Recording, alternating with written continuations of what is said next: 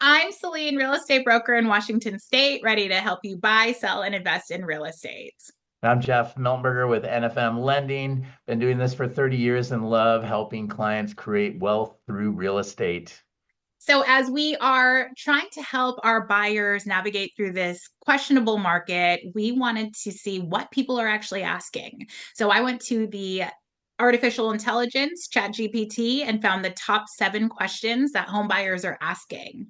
So, let's go one by one. First one is, how much house can I afford? So, Jeff, when a buyer comes to you and they want to get pre approved, is there a ratio or an equation that you usually use to give them an idea of how much they can afford? This is a question that does come up a lot even before people are pre-approved. Like, they don't want to provide their information and they want a number, like how much do you think I can qualify for? And, affordability is an interesting question too, because a lot of my clients can afford a lot more house than they want to afford. So affordability really comes down to your own personal budget as well as what you're allowed to qualify for through the process. A rough rule of thumb that you can use is we can use up to 50% of their gross income.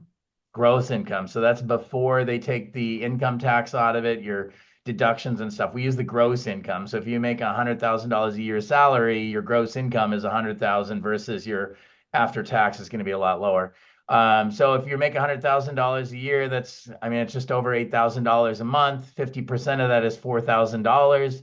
So we can attribute up to $4,000 to mortgage payment, car loans, credit cards, anything that shows up on your credit, basically.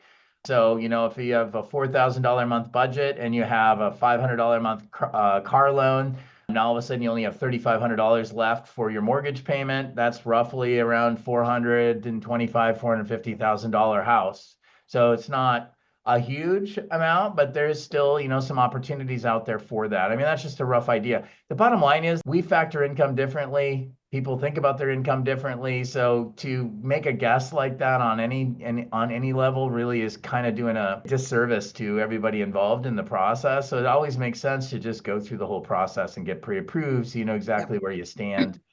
And of course, as we've talked many times on here, it doesn't cost you anything. There's no obligation. We do a soft pull on the credit, so there's no hard inquiry. It's like no brainer. Let's figure it out, find out where you're at. The small amount of effort that it costs you to find out if you're pre-approved is well worth knowing exactly where you stand and having a plan ready to go.